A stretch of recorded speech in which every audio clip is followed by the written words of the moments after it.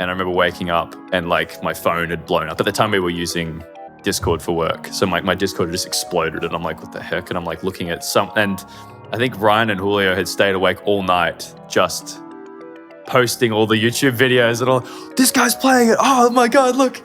You know, it was like everybody was playing it, you know. It's like, oh, look, Jack Frank, Sidemen, all these people playing it. And it was just like, oh, that took off. And I remember just being in bed looking at my phone with like weary eyes, just going, oh, well, that's pretty cool. Welcome to the Gaming Founders Podcast, a show where we interview the founders that have shaped the gaming industry.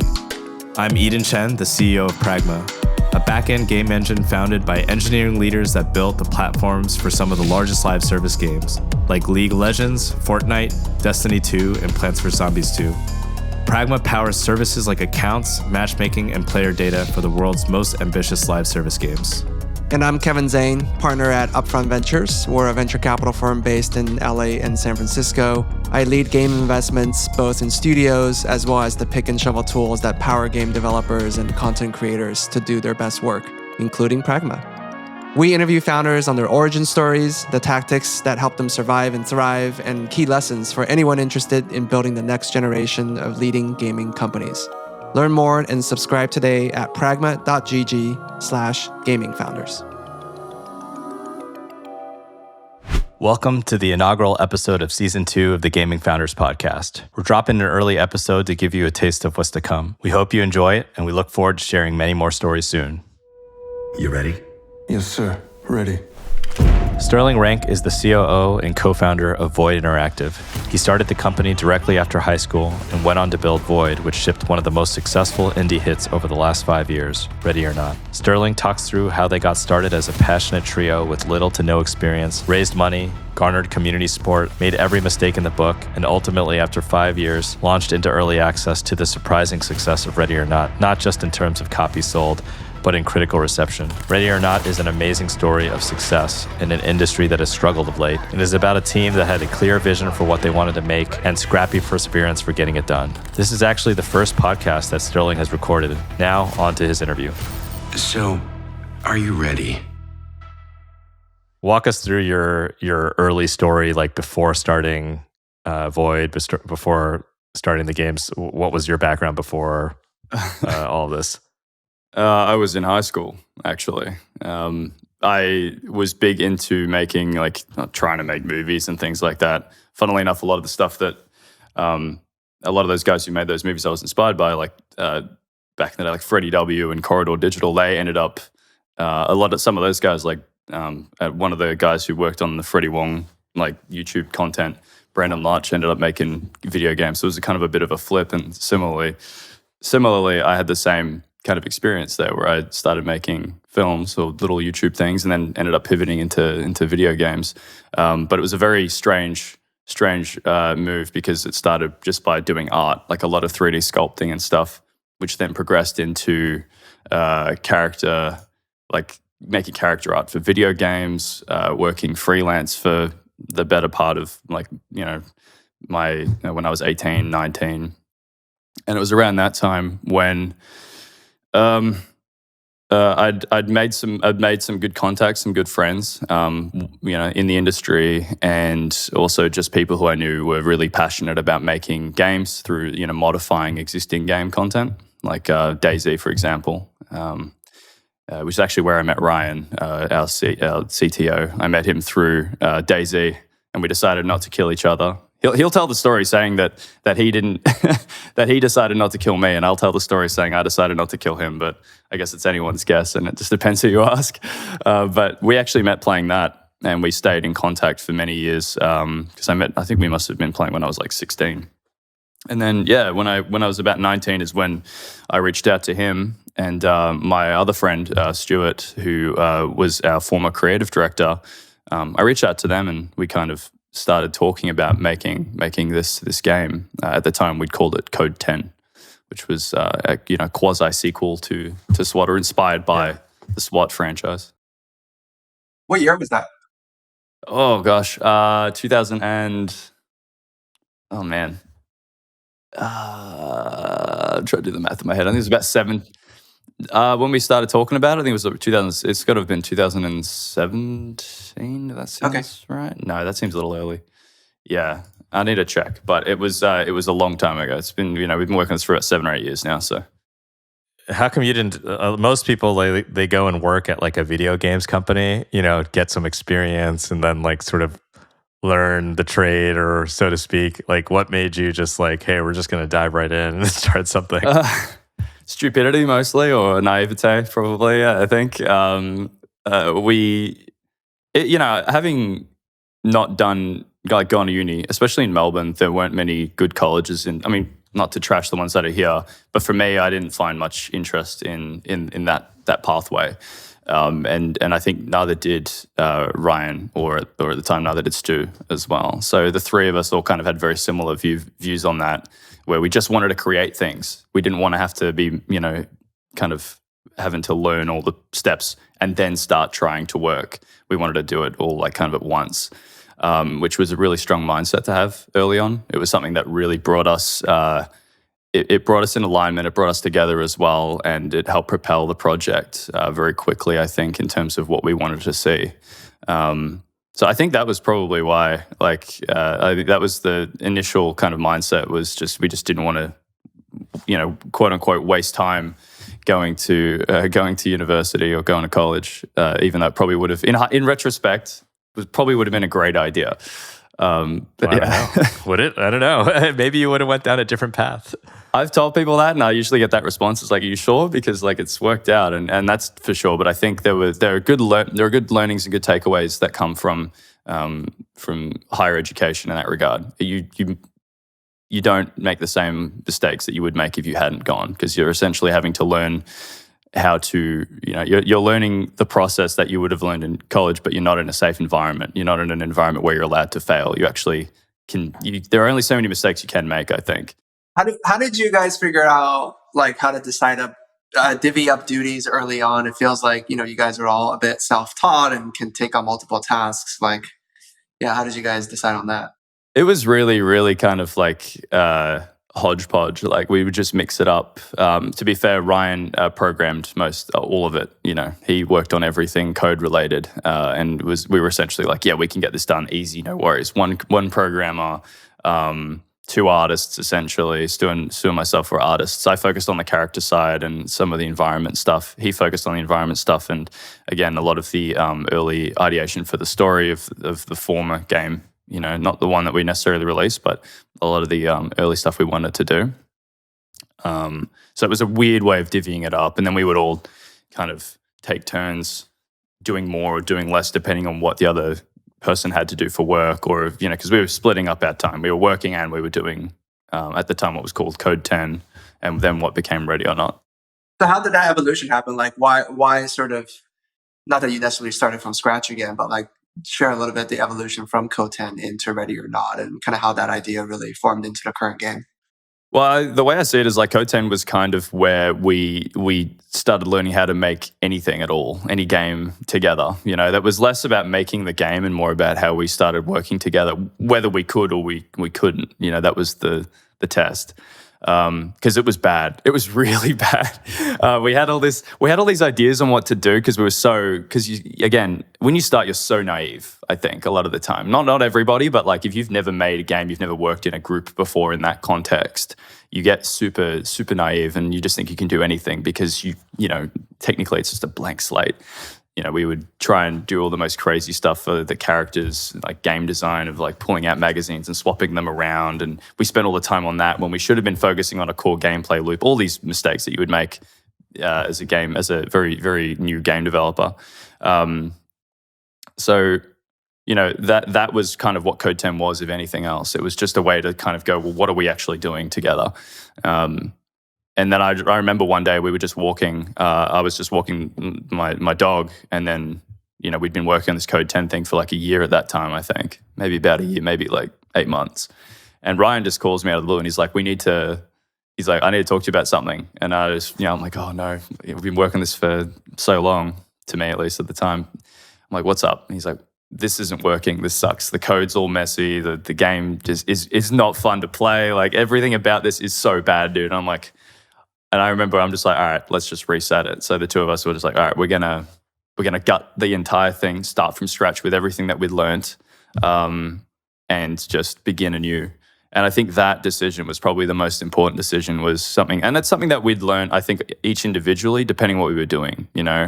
On the artistic side, that's a very common thing, right? You have to have the mindset that I can tear things down, and start again, and be prepared for that. If I don't think I'm making good headway, because the next time I'm going to come back stronger. And then from a code side, from making a mod, for example, you're always trying to rework new systems or rework an entire idea so that it fits better with what you want to do. So I think with that was kind of the early genesis of Ready or Not, before it was Ready or Not, so to speak. And I'm very grateful that we did it that way. I guess the two sides of that, one is like, engineers really like rewriting everything from scratch. And like the one side of that is like you keep restarting because you're never satisfied with like the state of where things are. I think the interesting thing for you guys is obviously you started over, and obviously that was the right decision in retrospect, but it's like it's not like you kept starting over either. At some level you had to have decided this is what we're making. And for sure, it's a fine line to walk. I think you can't be that sensitive about it. Essentially, but, I got to restart. I've got to restart because I made this minor mistake, or I just don't like it. Sometimes you have to persevere, but there is a certain point, I think, where you can feel it. Like you don't just go, I'm restarting. You have to restart, because it's just every direction you try and take to progress what you're doing, you can't do it. You're limited by something. So that's the point where you go, okay, because I think it's measurable. Like that kind of attitude and that mentality, you can actually quantify and decide when you want to restart, when you need to have a clean slate. Going back to kind of early days, there's kind of two reasons why I think most people don't start a company, right out of school or right out of high school. One is like, that you want to get the experience that you can kind of know what you're doing, so to speak. And the second one is like money, right? You're sort of, you don't have the capital to sort of invest in something for years. How did you all even like get started? Like how did you guys staying at your parents' house, eating ramen? What did that look like in the beginning in terms of like actually staying alive? Oh man, it's interesting. When we started, we were just working to make cash for ourselves, and then we would work on this on the side. And then over time, it slowly started to encapsulate more of our focus. I lived with my parents for a very long time. All my friends were moving out and stuff like that, and like getting rentals, and like they got their jobs all lined up, and I was still at home in this tiny little bedroom. Had my bedroom, had my PC, and I lived in that space for so long. And those early days, it was fine. It was cool. We're like, oh, this game's going to be out in a year and a half, and it's going to be good.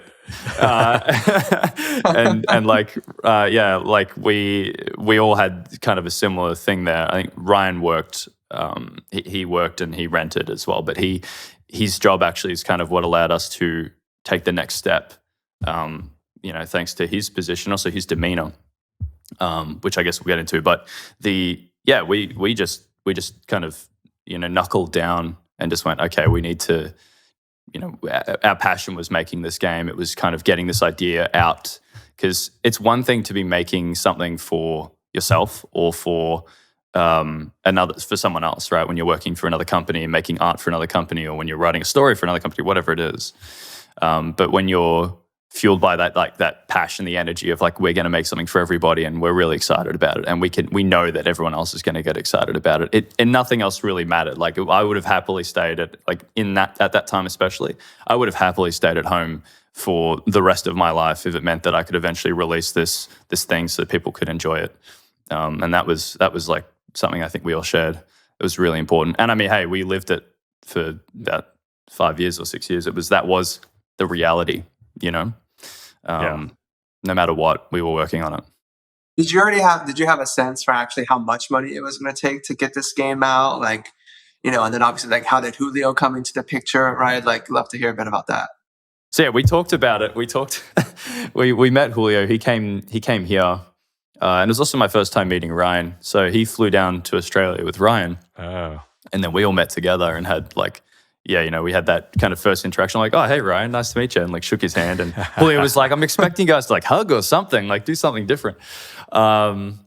And yeah, so like we kind of sat him down, and Ryan had already kind of shown Julio the game and talked to him about what we were expecting to do. And at that time we were saying like, we need, I don't even know if we had a certain amount of money in mind, but we were like, give us like $200,000 and take this, and we're going to get this game done in a year and a half, or at that time it would have been like a year.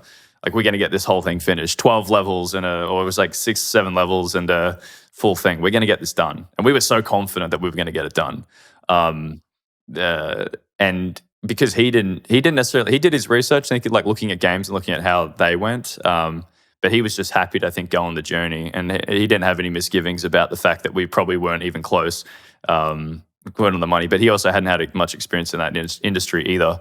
So we were all just equally as, I don't want to say delusional, but we were all equally as kind of a little, I'll just say naive. I think it's probably a better word because, we were all equally naive in that regard. But it worked in that sense too, because again, we were all very passionate about it, I think. Yeah, I mean, $200,000 for an individual is a lot of money, obviously. Yeah, not for 3 guys and making a video game though. I think it was that. I could have been wrong. No, on I mean that, the budget's so small. I mean, obviously the budget's so small compared to anything else. But I'm just thinking like I'm imagining I'm Julio and I'm like 3 kids come to me with a game and they're like $200,000. I'm like, that's a lot of money for me to invest. Yeah, it was. Yeah, I mean, I guess he was just like. We sold him with the idea of this game, I think, and because at that point it was no longer Code 10, it was ready or not. We'd been working on it for about 5 or 6 months, I think, at that point, and it was pretty sweet. Like the movement was good. The game was starting to feel like something. It was super rough, but it was on its way. But yeah, no, for sure, it was still a huge risk. But I think that speaks to his character. He is like that. He's a let's find out kind of guy in that way. It's never like too risque, but like it's usually a little bit, which is good. It works out in that sense. So how much money did it end up taking to get it launched? And, when did sort of Julio then jump in kind of both feet and ended up being, full-time part of the company as well? Oh, wow. That would have been a lot later. As far as how much it cost us, I don't know off the top of my head. It was a fair bit. I mean, to get it to where it is now, especially just because it's been so long and we went through so many like highs and lows, went through a lot of lull periods, that it probably was a fair bit of cash. But for the question of when Julio jumped in, that's a great question because ultimately it was, oh man. I mean, we released okay, well, first things first, we did our supporter edition. Which was kind of our way of being like, let's crowdfund our game. But we don't want to use Kickstarter because we thought it had a bit at the time, especially. I think even now, I'm not sure. Had a bit of a bad kind of like if you had a game that was on Kickstarter, that a lot of those games weren't kind of like fully being delivered and whatnot. And then so we kind of wanted to avoid that as much as possible and just stick with a website. So we kind of set up our own like supporter program so that people could help fund this game's development because at that point we knew we were going to need a fair bit more cash. But we still thought that we were going to get it done pretty soon. I think at that point it was probably a year, but we thought we'd have like a nice alpha candidate ready with some cool aspects of the game pretty quickly after that. But at that point, when we released the gameplay trailer, that was pretty much when I think Julio started going, okay, well I should probably dive in, and he was already diving in hard. Like he was balancing his job and then also on the side doing this project. That gameplay trailer was that one that was like 7 years ago or something. Is that GameSpot trailer that? The first one with the black and white and the cool. Uh-huh. That's what I'm thinking with the gun. That probably was, in hindsight, that part of the trailer, that trailer itself would have been what tipped Julio into being like, we should do this. Because at that point, we were already talking, and then the trailer released, and he's like, this is great. Like, this is a lot of traction. There's something here. And Yeah, that wasn't that trailer though. That was the supporter one. So that one actually just let everybody know. It was essentially, I think we made it. Was that after the supporter then? That was before. So Stu and I made that. That was before. And then we released that to Reddit. We put it on YouTube and put it on Reddit, and then it just took off. Like it exploded. Yeah, well, that's what I was going to try to figure out. How did you obviously wanted to crowdfund, but how did you get the word out? Like, how did people find out about the studio? So we released the trailer, it took off, and then I think we made a subreddit. We started getting a lot of emails. When we released the gameplay, the first trailer, I'm pretty sure at that point we already had a website. So people were emailing our website and giving us all this information, like, oh, we really want to buy this game, yada yada yada. And we were like, all right, cool. So we have a contact list, an email list, and we have a subreddit, and there is traction for our game right now. We've got studios reaching out to us being like, hey, we want to work on your game with you and all that stuff. And then that's kind of where we went. Was there any like marketing or growth hacks? Like how did, what were you doing to get, it just kind of took off? It just worked. I don't know exactly why. I think it was the abstract kind of like mixture of what the content of the game was, and then the fact that it was just using air in G from, Bach's air in G. I think the strange contrast in that just made people curious about it. Plus the whole intro and the way that it was designed, I think it was just really cleverly done. And I mean, a lot of, hats off to Stu for that one, who was so imbued in media and film and TV and music that it's just like there was so many unique angles to that trailer that, I think caused it to take off really well. It was a very, very cleverly done. You can tell like somebody worked in film almost that worked on that trailer, or like had a film eye, because it's such a cinematic trailer, that first one. I'm curious, like, where did the concept of Ready or Not come from? Did you guys have a sense of like who the audience was that you were making this for? Like, how did you? Because it's such a powerful concept, obviously, which is it's partly the trailer, it's partly the concept. Like, but there's such it's a powerful idea. Where did that come from?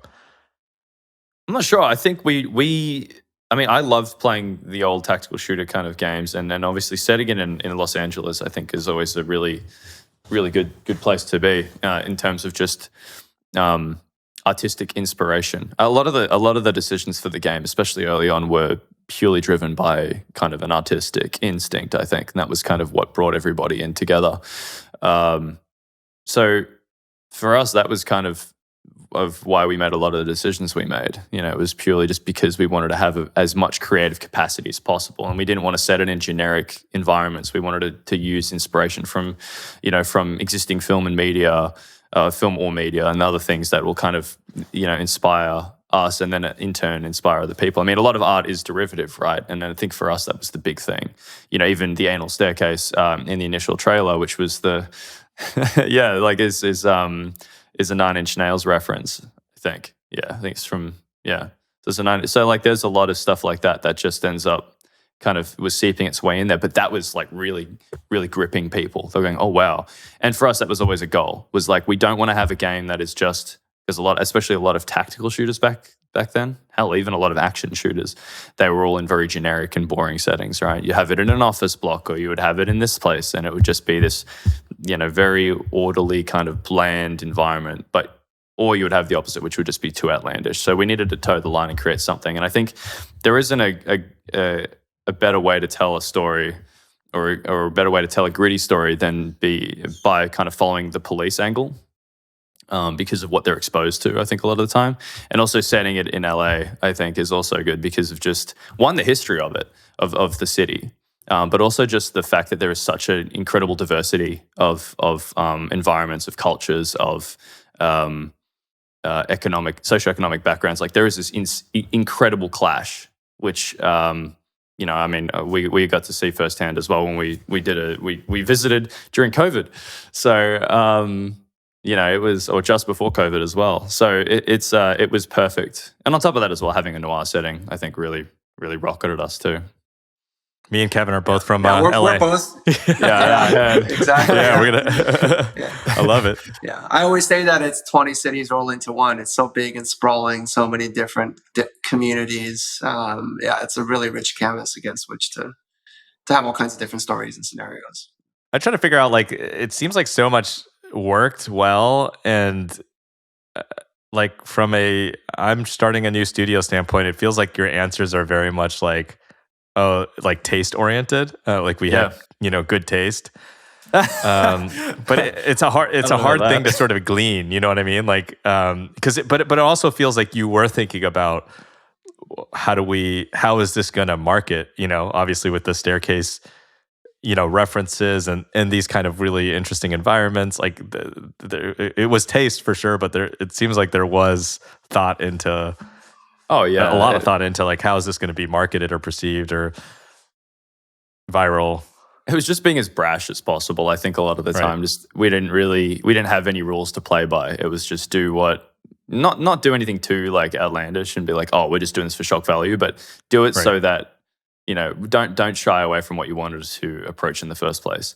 Even in the initial trailer, we showed a bit of like a school at the time. I think it was just a preview, like a cinematic thing we made up in like not much time, but even that was just us saying, we have an idea for this game. We know we want to take it, but and we're not really too worried about the reception to that. We just know we wanted to release it. So I think that kind of bullish approach is really what helped us out as well. I definitely don't think it was. I mean, not to say that we didn't have some good taste then as well, but it wasn't like us. I think we just wanted to make something and show it with people, and that was essentially it just worked with what everyone else wanted at the time. You see that a lot, right? Especially, I mean, with video games, but in general, is like there are games or movies that come out and they're just a little, or songs, music, they just come out a little too early or a little too late, and as a result, they don't hit the same reception. That then another thing comes out with the exact same sort of tone or the same, whatever it is, same style that then takes off. I think it's really interesting when you think about it, like hitting your mark. We just hit our mark at the right spot, I think. But I still don't know if we'd release that now, I still feel like we may have, created some good traction just because of the aesthetic and the identity that we created with the initial release and then with subsequent kind of content that we showed everybody. I guess there's like 2 points of like, one is like many studios, we work with a lot of kind of AA startup studios, and there's like kind of one thing is like, it's really hard to get attention. And obviously you did so with the trailer and the early, early supporters and whatnot. And then the second part that's really challenging is once you get a big audience of people, now you have like all these expectations, and then you launch into early access, and a lot of studios that I see fail to meet the expectations in early access because they're getting review bombed. People have really high expectations coming into early access. Early access has certain preconceived notions now as a player, especially if you're charging money, where people have these really high expectations, and then the developers are not ready for those expectations. And you all seem to have like had these big expectations, a good trailer, and then you went into early access and the reviews seemingly were really good. Like, how did you manage to do that and land on those expectations? It just seems like such a hard thing to navigate, and then controlling the scope and all those kinds of things. I mean, I think we were super strict on ourselves too. Look, we released the supporter edition. Well, not released the supporter edition, but we had a bunch of supporters. We promised that we'd give them content, and we did. We put it under an NDA because, one, we wanted to get the feedback from them at the time, and we also wanted them to have something because, we said we'd give them something, but we didn't want to put it on Steam yet. We didn't want to give anyone else that because I think we all were so critical about it. And honestly, for many years, we were too critical about it, I think, and that really, really messed us up. So I reckon it wasn't like super easy just to go from like supporter to full release and like everything was fine. I mean, we went through this very extreme period of like very good periods of like, we've got a good amount of funding. We're making some good progress. We're feeling really satisfied about this. And then bad periods where it just went, these systems aren't working. We're focusing on the wrong things. We've got this. It was all that. These bad periods were kind of punctuated by just too little experience. We just didn't have the right level of experience. So we weren't managing correctly. Our processes were all wrong. A bunch of things that you commonly experience in pretty much any business that you're trying to build and work on. And especially when you haven't when you haven't gone to a college for it. So, that I think is probably, a big aspect, right? Is like just this strange thing we went through. Any of those sort of troughs, whether I'm guessing there were some near death moments, any anecdotes you care to share about how you actually managed to avert death, turn it back around? We had so many of those moments. I think like Ready or Not's development and the growth of Void Interactive as a company from this like really small team of just, basically 3 guys to then 4. And then, exploding up into, I think it was like 15, and then compressing back down to 5, right? Like we went through these periods where that felt like near death. I mean, I think I was thinking about this before the interview, is that I've made, I feel like me, I don't want to speak for everyone else, but especially me, from my perspective, I feel like I've made pretty much every mistake you can make when it comes to starting up a company, and as a result, it has built my resilience, it's built the company's resilience. But those periods where, like those near-death periods, I think the only thing that brought it back was the determination to continue to build this game and release something. Because at the end of the day, any stress that was involved in those troughs, like you say, all the stress there was because there was the potential that the game could not then be made. It wasn't, we're worried that we're not going to make this and we're going to get sued, or we're going to this, whatever, there were like those concerns. If they were ever there, they weren't the issue. The issue for me, at least, was always, can't make the game.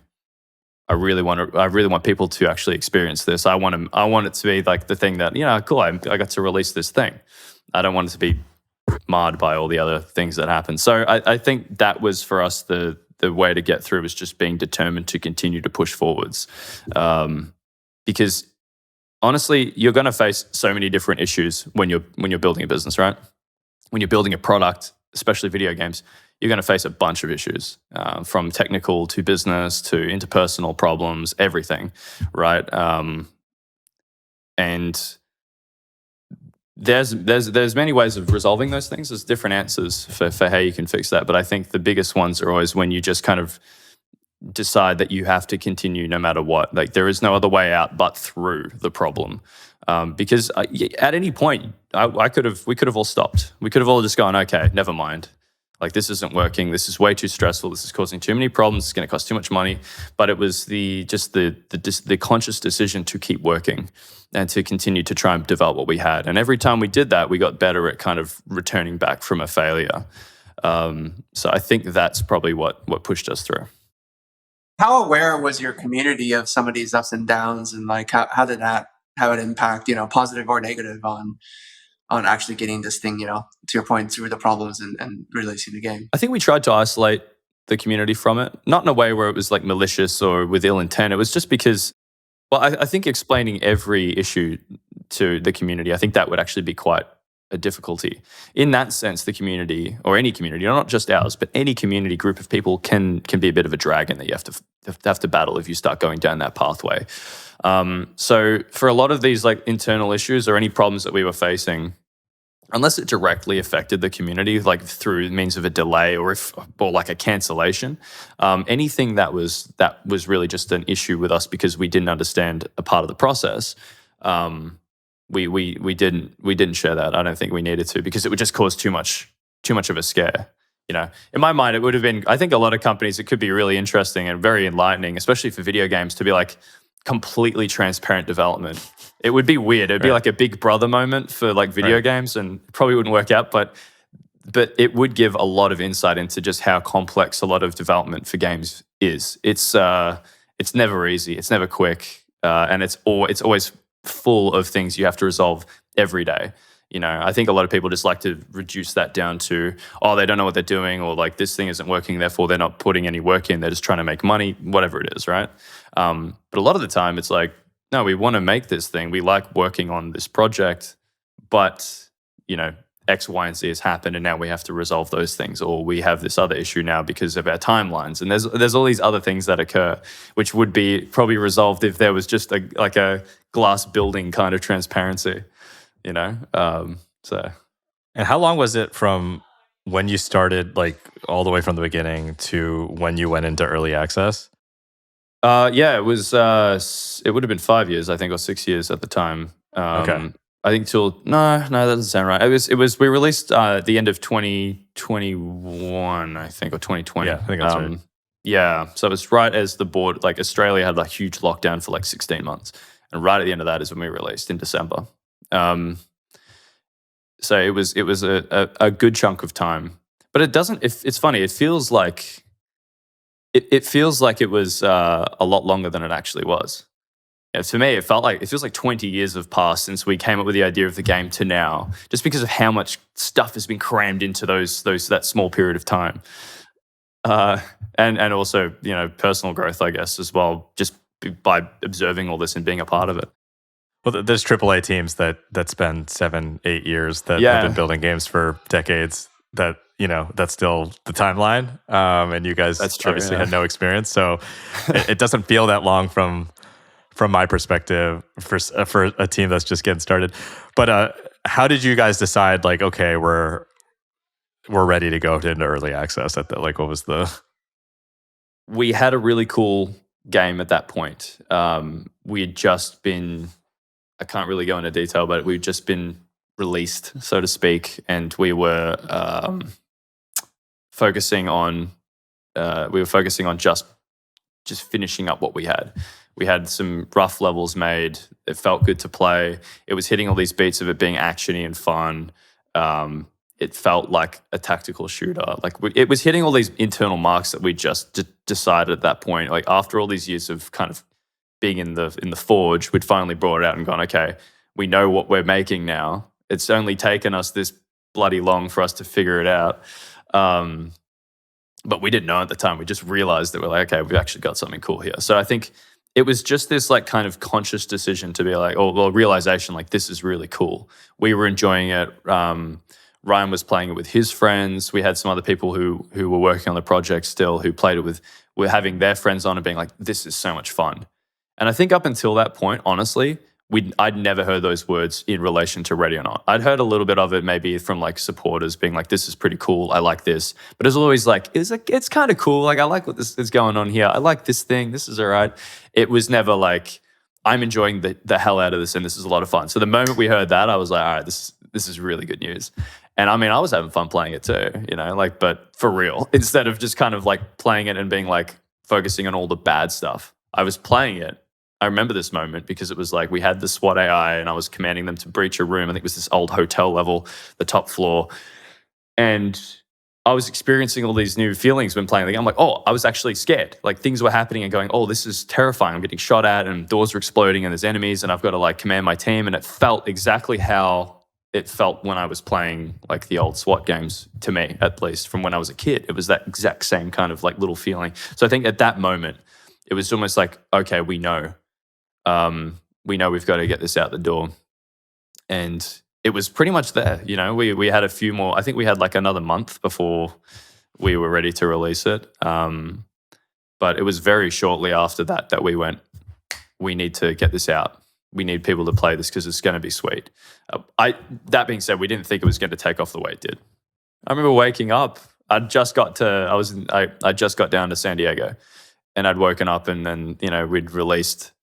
It was out on Steam, so I went to bed, and then overnight it got released. It went live or whatever. And I remember waking up, and like my phone had blown up. At the time, we were using Discord for work, so my Discord had just exploded, and I'm like, what the heck? And I'm like looking at and I think Ryan and Julio had stayed awake all night just posting all the YouTube videos and all, this guy's playing it. Oh my God, look. It was like everybody was playing it. It's like, oh, look, Jack Frank, Sidemen, all these people are playing it. And it was just like, oh, that took off. And I remember just being in bed looking at my phone with like weary eyes, just going, oh, well, that's pretty cool. And I was so jet lagged, I just put the phone down, went to sleep, woke up, and then it would exploded even more. And it just continued that way. And I was just, it didn't feel real. I mean, in a lot of ways, it still doesn't. There are some times where it sounds really weird, but then maybe a little too hokey. But like it's like waiting to wake up and be like still at home in my little cramped bedroom, just making character models. It's a very strange feeling being in this position, like being in this very fortunate position where we can work on this game in any capacity because of just the steps we took along the way. Yeah, but it was pretty crazy for sure. Like we sold a good a good number of copies early on that just propelled us. Did you attribute any of that to like, I guess, like marketing strategy, or was it just kind of took off? I think no. I mean, we released the game, and the only piece of content we released alongside it was a tutorial on how to play it, because we didn't have any tutorial in the game. We were just like, okay, let's drop a tutorial on YouTube. And Zach, our audio director, he's great. He just like kind of went, all right, I'm gonna record this thing, and he's like deep Canadian timbre, and then just like chuck it on YouTube and how to play it. And that was it, like that was the only thing we released. And that was even, I think, a little bit later. We literally just dropped the game, I'm pretty sure.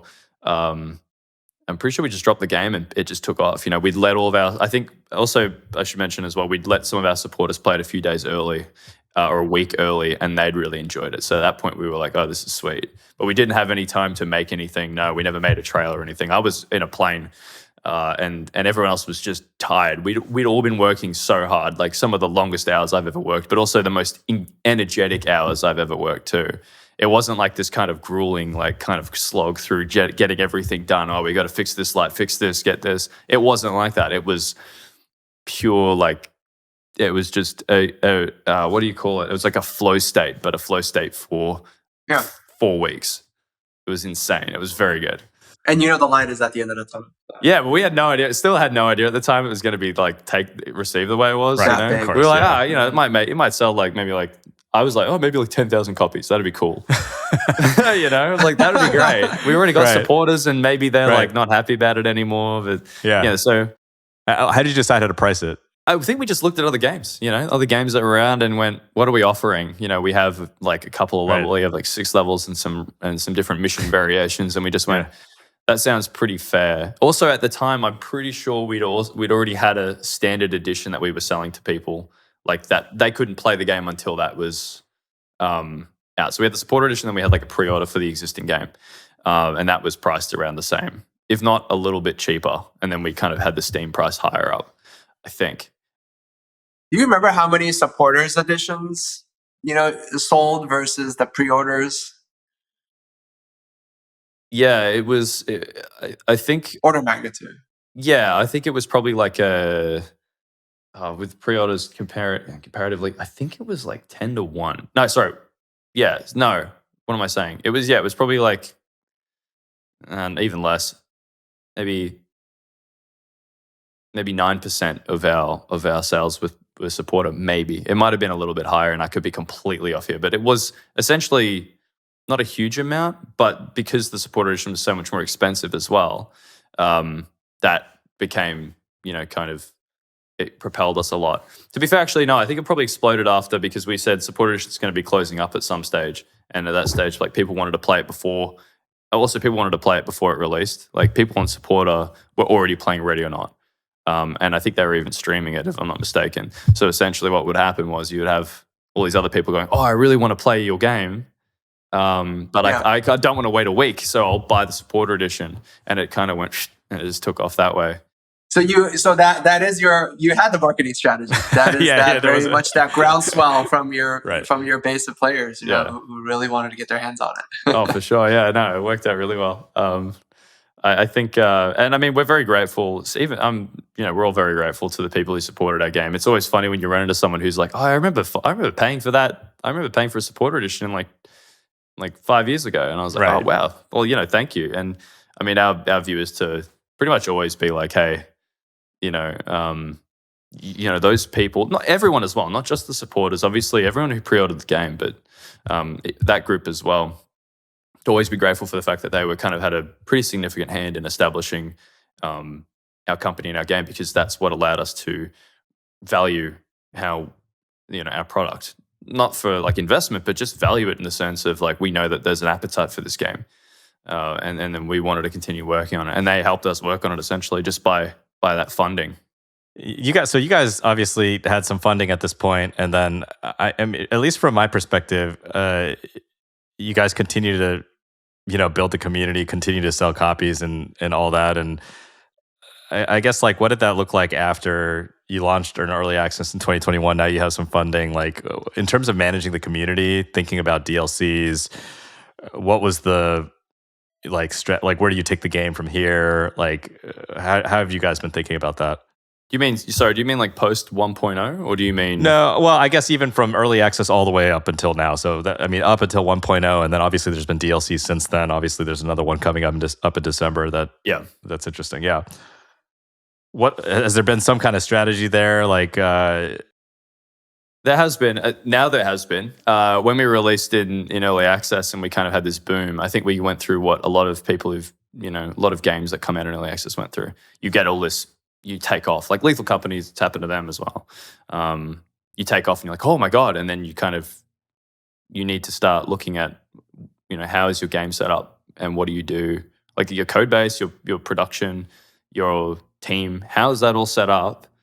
And then, what do you do to actually improve that process? Because it's probably not going to work if you want to scale. As soon as we saw that Reno took off, our goal was we need to scale this. We need more people. We need more talent. We just need, more hands on, we need more cooks, essentially. Because it was just us. how many people was it in early access? Like up until that point? About 10 of us, I think. There were about maybe even less. Insane. Yeah, they were all just like grinding crazy. Myself included, we were all in the trenches together, just working on it, which was great fun, but it was just a lot, and we would all kind of like step on each other's toes to work on things. Like I would do some of the sound, like the C2 exploding. I was like, let's just turn all the reverb up on everything, and it worked really well. And then Zach would come in and be like, oh, I'm gonna fix that, and like he'd like tweak everything and make it sound good. And then it would be this kind of like shared process where we were all doing everything at once and just playing around with it. And for some reason, I don't know why, but it worked really well at that time. So then after early access happened, we couldn't keep doing that. It just wouldn't have worked. We would have all gotten really burnt out. Like that, after that release, we had a huge break. It was like a very, very big break. And then, we started looking at how we could grow. But the problem is that we were still, even then, like even after all this time, there were new mistakes that we'd made. And that's why I say I feel like I've made every mistake in the book. I'm probably halfway through the book. We've still got another half to go. But like I feel like I made every mistake in the book to this point that like could be made, because even then we had a bunch of capital to play with, and we wanted to do it right, and we wanted to grow the team. So we did that. But we didn't do it the right way. We didn't start by, say, hiring, people who had an extreme amount of experience in certain areas. We started by just grabbing people we would have if we were still in the pre-early access period, just find this talent here and here and just get them to work, and then one person, I think it was me at the time, it was me at the time, manage everybody. And there'd be some people who would also help share that management, but it wasn't really structured at all. And that carried for a long time until we actually finally started bringing in people who, we started splitting up the roles and splitting up the focuses, so it wasn't just all under one big umbrella. And that was kind of the thing that shifted, was just we need to have a much more professional mindset, because you can go two ways about it. You can release your game early access. You can stop working on it and just say, made my cash, I'm happy, I don't really care about this anymore. Or you can work on your project as like a solo dev or with a small team and keep it small and don't scale, and just make sure your community's expectations are measured.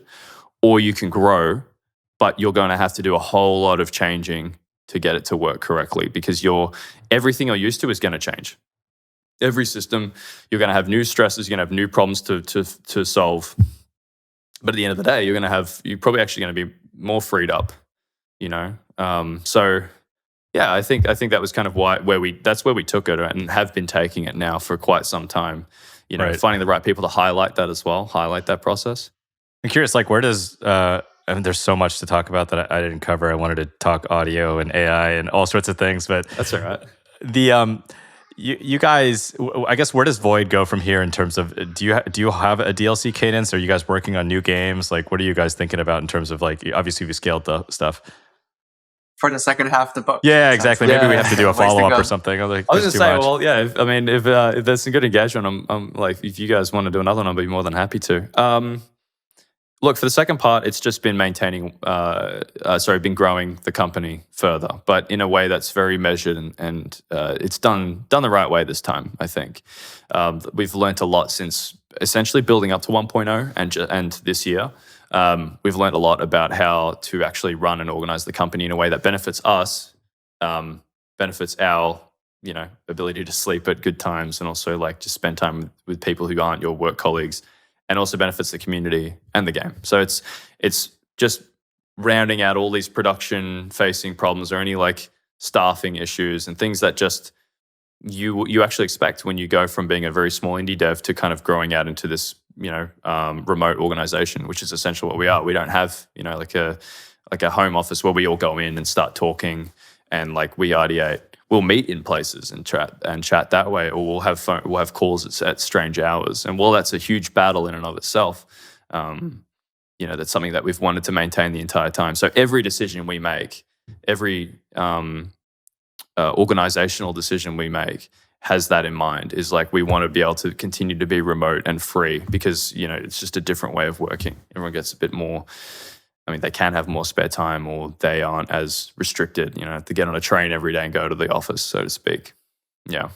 But as far as like post 1.0 and into our DLCs, I mean, our goal is just to, see, we want to build out more of the story of the game and continue working on it. We have some other stuff, we've been focusing on. But I think the idea is just to, continue to create content and to continue to build out Ready or Not. I mean, every DLC we release has improvements to the game as well. So we're not just trying, and they're not like, you don't have to pay for those. They just come in with the game. Everyone gets them. We have a very like kind of open community facing DLC structure, which, doesn't necessarily benefit the hip pocket as much as if you were to just make it, everyone has to pay for it and get rid of mods and all that. But because of the way we have our community set up and the way that, we really like how it's set up, we just go, all right, you can play with your friends. That's fine. You can get all these things. You can get the weapons for free. You don't have to pay for those. You get all these updates and improvements, obviously for free. That benefits you, benefits everybody who works on the game. But if you want to play these maps on your own, well, then you have to pay for them. And I think that general attitude isn't like that DLC mindset isn't really something that happens in many games. I think we were very inspired by Bohemia Interactive and the way they did it for Arma 2. Especially way back, because Arma 2 had that. It was like you could just play a really low-fi version of, or like low-res version of Chernarus and just run around, and it was like looked like you were playing on like a PC from like 2001. But hey, it is what it is. By the way, as a venture capitalist, I'd be remiss to not ask you about AI and sort of how do you your philosophy on where does it make sense in your game? Obviously, especially given, I think overall gamers are, have quite a bit of healthy skepticism on that. Yeah, I mean, AI is an interesting one that we're all facing today. I don't think it's not going anywhere. Our mindset and something we're exploring even now is like, how do we use it as a tool, not something to replace people, not something which I think is also a very common thing that people are worried about, and I am too. It's like, we see AI as a tool, something that isn't there to replace people, but actually make a lot of the light work easier. If you're ideating on a concept and you're not an artist, you don't have to then sit down with an artist who might be better focused on something else, just so you can get some rough concepts out. You can use it to kind of give an idea and say, okay, let's build on this idea. Let's give that to the concept artist. Let's give that to a 2D artist or just to the team to kind of start working on that, on the important aspects of it, the stuff that the end user will see. That's just from an artistic example. I think it's got some other great uses as well. I mean, obviously a lot of people use them for meeting notes now, so you don't have to have someone sitting in there writing every single note down and doing it that way. And in our game, we do have AI stuff. It's not as common as people think. I reckon we do get a lot of feedback talking about AI, and it's like, oh, well, this is clearly AI generated. Sometimes it's just not, or it is, or it's partial. A lot of the time as well, we'll use it as a base, and then it's like partially done that way. Or it's something so small and so minor, like a magazine cover, that we don't even need to worry about it too much. We just need something, and we don't want to pay like a stock site $15 for a picture of a face and then comp that entire thing in Photoshop and then add it to a thing, just so someone can look at it for 3 seconds and then continue going. It's like, there's a scale to that you need to be mindful of. So I think for us, a lot of the time, it's like just being intelligent about where you use it and how well you use it as on top of that, I think. But I see it going. It's going to probably. I don't think we can even predict how it's going to be in the future with the way that AI is headed. It seems every day there's something new that it can do. It's all generative AI, but there's a lot that it can do that's going to fill a lot of gaps, or at least cut down the timelines on things a lot. Make the process shorter and shorter. But I don't think it'll work if there's no intention.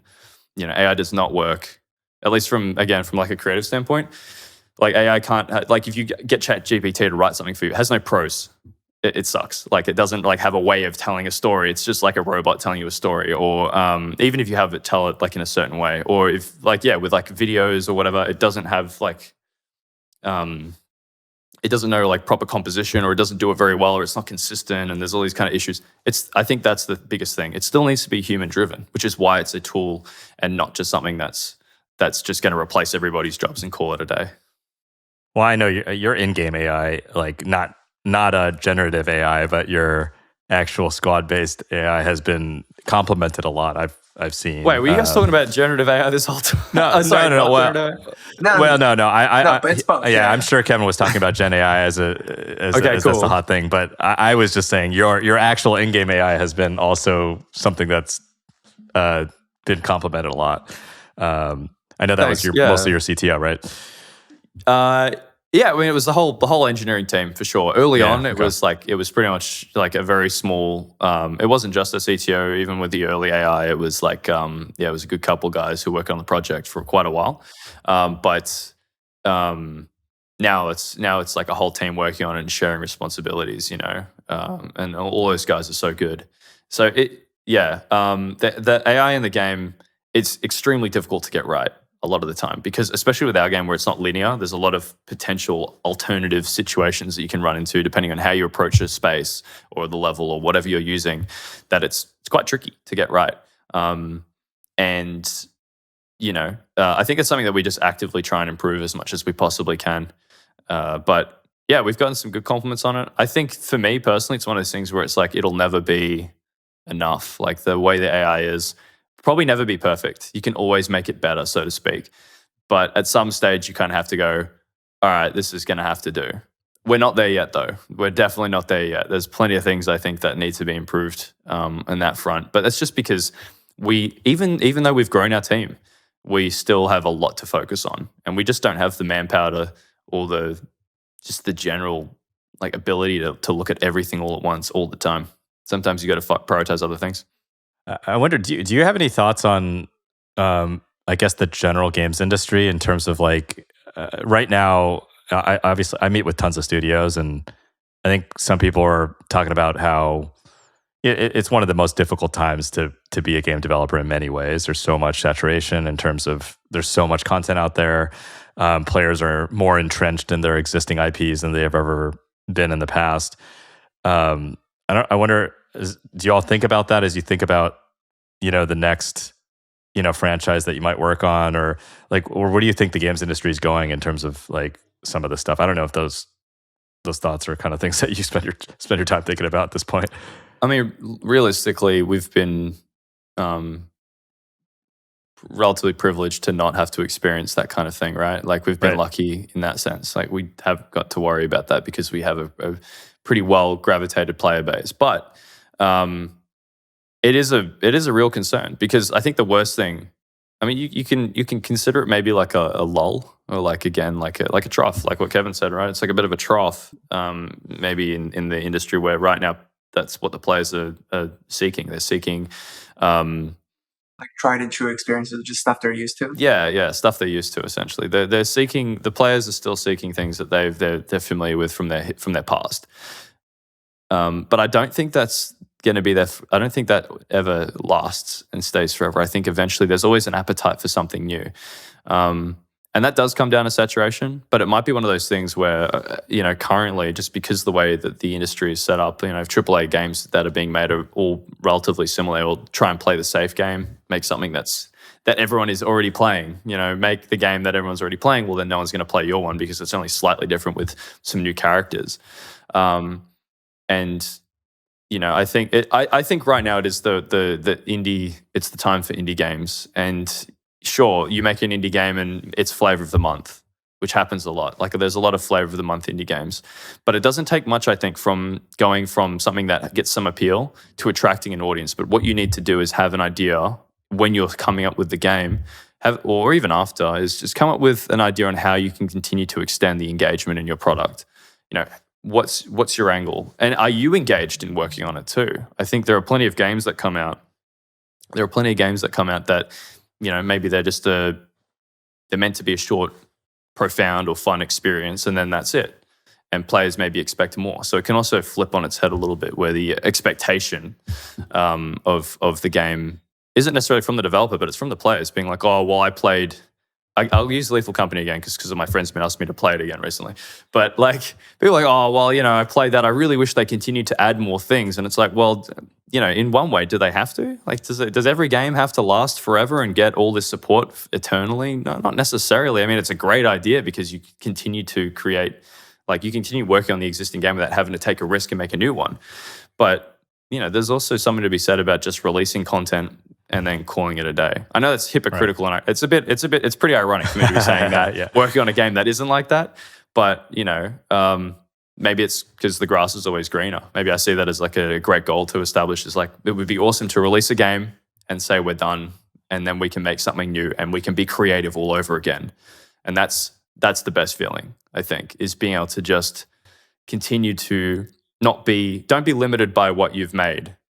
Always try and do something new. Always try and push the bar a little bit.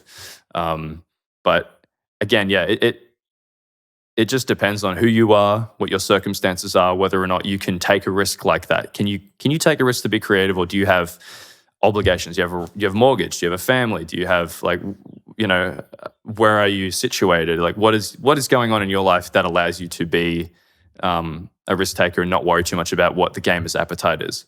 If you can do that, then obviously that changes things. If you can't, well, then it is a hard time right now to be in the indie industry, especially. I think it would be very tough to crack into that. But I think last thing I was going to say on that is just that, being honest with what you want to make is really important. If you make something that you would love to play, is you have something you want to say, you have a story you want to tell, an experience you want people to feel, whatever it is. I think that is the best way of kind of engaging an audience. It's not making something that you think other people are going to like. It's making something you're going to like that other people also happen to enjoy. That's the best way. It's being earnest about your development. I love that. Yeah. We always have this question we ask, which is, if you could go back to the founding of your company and give yourself one piece of advice, what would that be?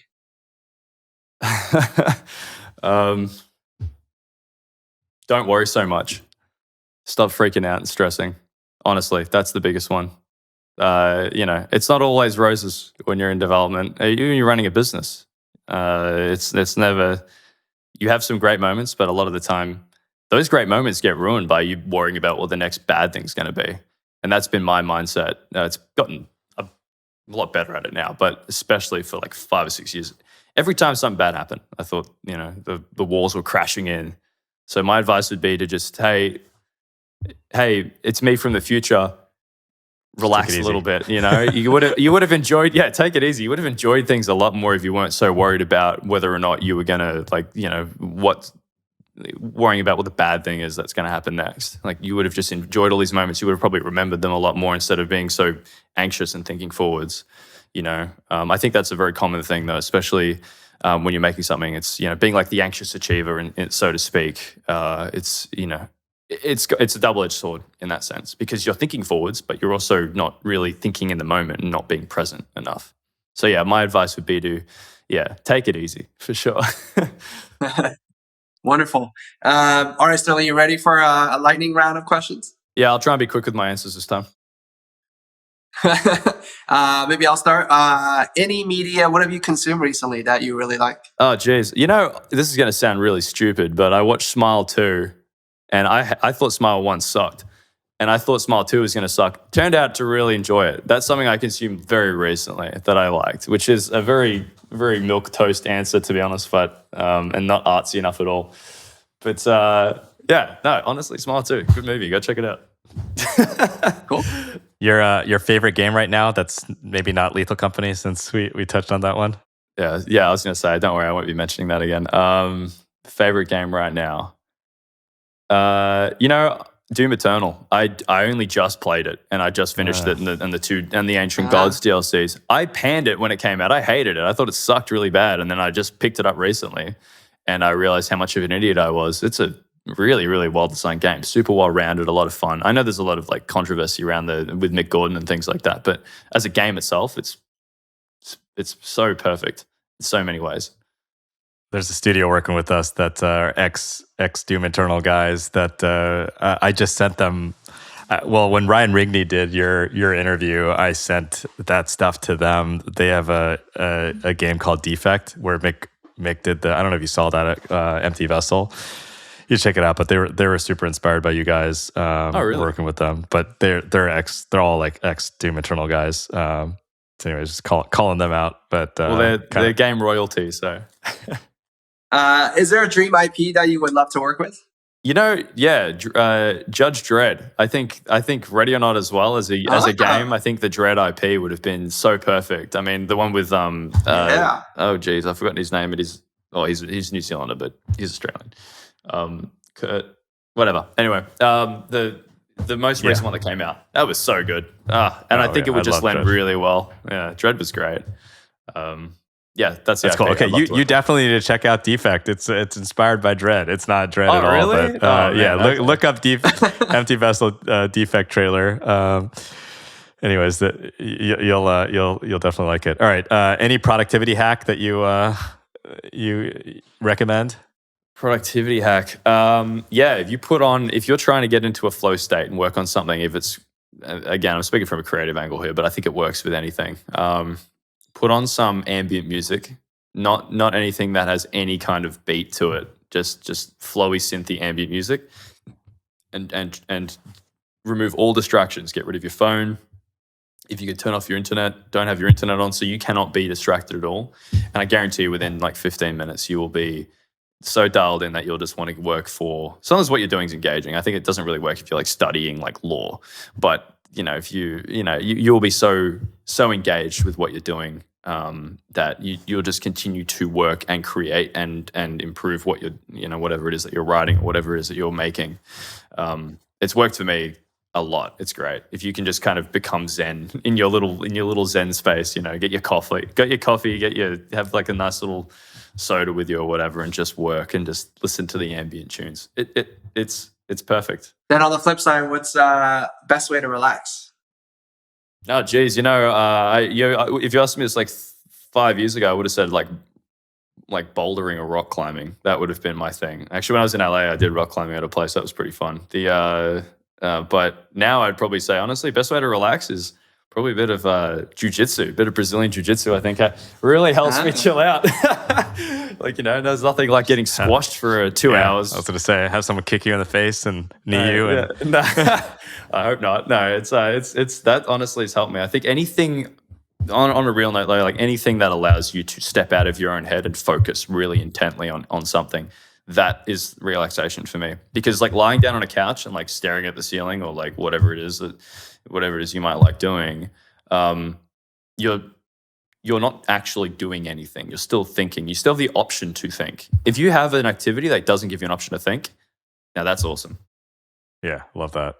All right, final question. But your biggest lesson, or it doesn't even have to be the biggest, but an important lesson that you learned from a mentor? When I met Julio, one of the things that he taught me, and I would consider him a mentor, is, never be afraid to talk with people you don't know. Always communicate with new people. That would be one of the biggest things I learned. And not being afraid of that. Just reach out to people, communicate, have open discussions about anything. It doesn't have to be about work. In fact, that's another part of what I learned is, when you get into a meeting, if you're talking about like something business related, if you're talking about some work you need to do, don't start that way. Just take the first 5 minutes and talk about anything else. Just have a conversation about, not about the weather, but like talk about something that happened, God just got elected, or, this thing happened, I tweaked my knee, or yada, yada, it doesn't matter, but just talk about anything else and use that because it helps smooth everything, helps chill everybody out. And that mindset, I think as well, you're just taking that into any interaction you have and you meet somebody new, instead of whatever you might want from them, if you want anything from them, talk about something else. Don't talk about what you want. And that's something that I definitely took away from him. On top of not being worried about who you talk to. New conversations are always good. And everyone has a story, everyone has something to say. And, I'd say 99.9% of the time it's worth listening to. It's something fantastic that someone's gone through that they will eventually tell you because they haven't actually had an opportunity to talk to anyone about it before. We're also busy talking at each other that we never actually start talking with each other. And I think that's really important. So yeah, those are things that I've learned from Julio, who's extremely social dude. That's beautiful. Well, we'll have to have you on again and deep dive some of this stuff. But really appreciate the time, and I think people are going to learn a lot from this conversation. So thanks for joining us. Thanks, guys.